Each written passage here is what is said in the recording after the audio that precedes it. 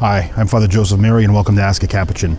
Today's question comes from Keystone 28, who asks, if you're a layperson who feels a call to the secular Franciscans, but you're not able to make the meetings, how can one live his or her life in a more Franciscan style?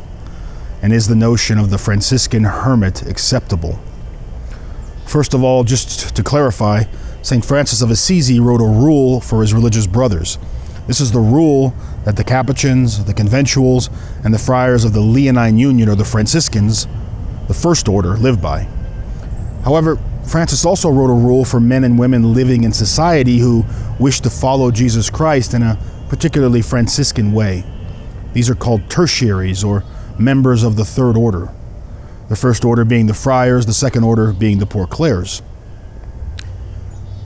I think if you're starting from the premise that you're not going to be able to make the meetings of the secular Franciscan order you wish to join, it's probably better not to join it, or even to think about it, because a crucial aspect of this spirituality is the life of the community. But anyone can strive to live out their Catholic faith in a more Franciscan way. Just remember that veneration always has to lead to imitation. So it's one thing to admire St. Francis, to venerate him in his spirituality, but true veneration has to lead to an emulation of his following of Jesus Christ. So what was particular and unique to St. Francis and his spirituality? Well, first and foremost, Francis was a man who followed the gospel simply and directly.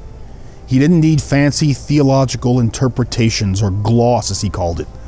He believed that Jesus spoke to us simply, and we should respond with that same simplicity in living out the gospel in our daily lives. Second, Francis saw the cross as central to Christian discipleship. Francis loved and strove to imitate the crucified Christ, who had abandoned himself completely to the love of his Father. And Francis strove to imitate this same abandonment to the loving providence of God in his life. So, for example, the early friars were only allowed to beg for food for a few days' provision, because to beg for more than that, Francis felt, was an offense to the loving providence of God.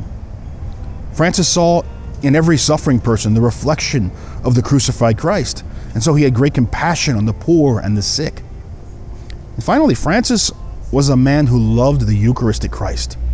And this is clear from even a summary reading of his rule. Francis saw in the Eucharist the awesome humility of God, and he strove to adore and to live out that humility in his daily life. So yes, you can imitate Francis's following of Jesus without belonging to a specific religious order. It's more about the choices you make in your daily life and the attraction you feel towards a specific spirituality, as long as that spirituality is always Christ-centered. I'm Father Joseph Mary. Thanks for watching Ask a Capuchin. If you found this video helpful, please be sure to share, like, and subscribe, and comment your questions, and we'll try to answer them in a future video.